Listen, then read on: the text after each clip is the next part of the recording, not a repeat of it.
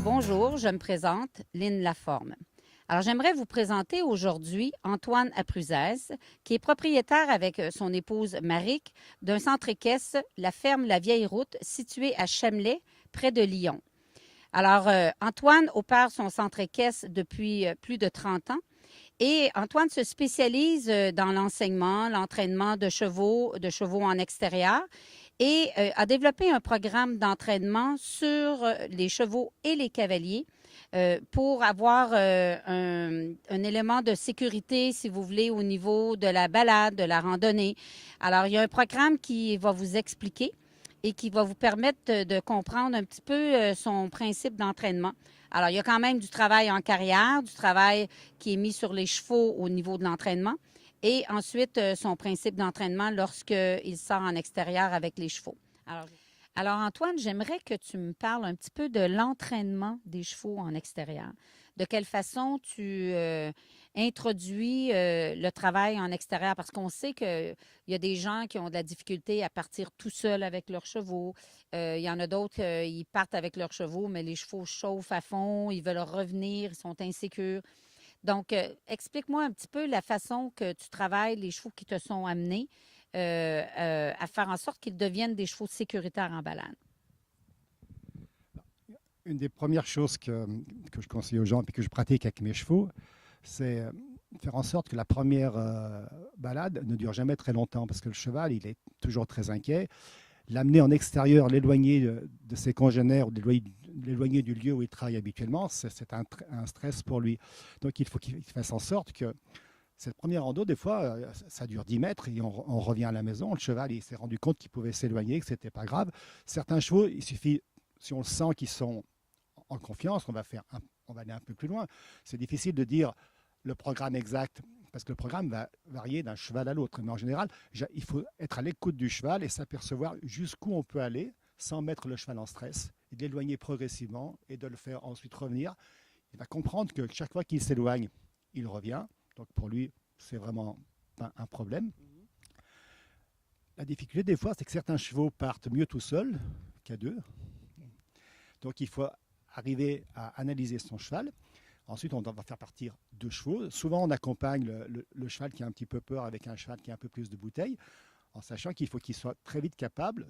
On introduit immédiatement les dépassements. Mais un dépassement au pas de quelques mètres est largement suffisant. On se double sans arrêt. C'est un petit jeu du dépassement. Ces dépassements, on va augmenter les distances. Et quand on a tous ces dépassements au pas, on fait les mêmes exercices au trot qu'on répétera plus tard, qu'on répétera au galop. Ça peut être aussi pas simplement des dépassements, c'est des arrêts, des retours en arrière. Ça demande simplement d'analyser son cheval, de bien l'écouter et de ne pas aller au-delà de ce que le cheval va être capable de supporter comme stress.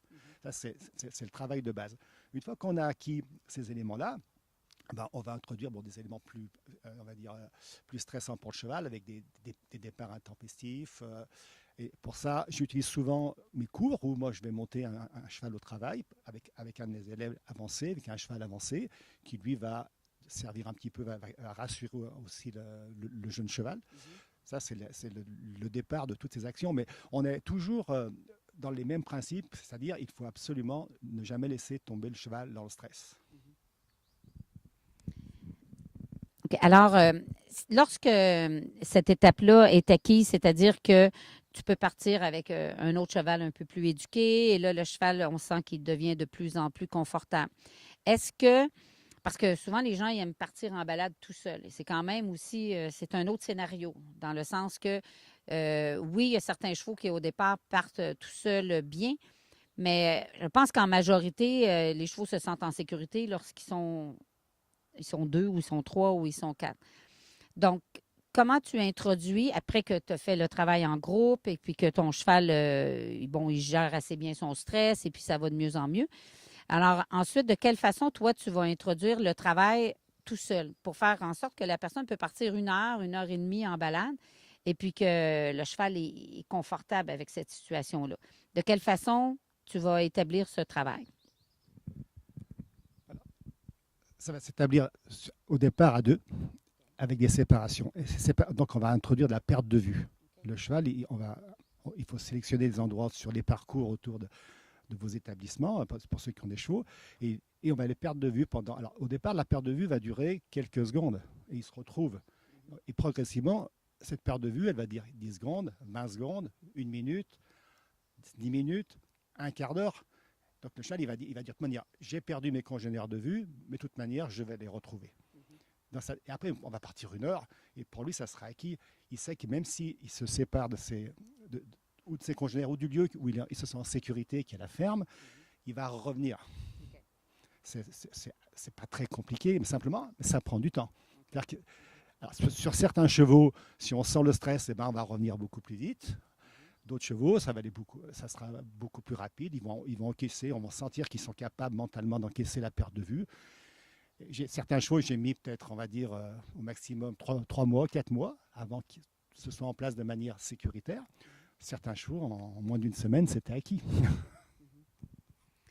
Alors, c'est sûr que ça fonctionne beaucoup avec le caractère du cheval et toujours aussi en s'assurant que le cheval, avant de le partir en balade, j'imagine que tu as un travail quand même qui est fait en carrière pour t'assurer que mentalement, il soit en focus de travail avec toi.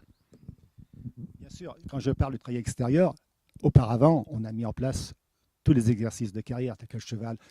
On a le CD, on a la décontraction, on a les manœuvres de base qui s'installent. Le cheval est complètement focalisé sur son cavalier. Et c'est à partir de là, la deuxième étape, c'est l'extérieur, où on va reprendre tout ce travail qu'on a, tous ces exercices de manège, on va les reprendre en extérieur. Je ne démarre jamais un cheval dehors si, auparavant, je n'ai pas acquis tous les éléments de base en carrière. Alors, je te remercie beaucoup, Antoine, pour ces conseils. Alors, on se revoit pour une prochaine capsule très prochainement. Merci beaucoup.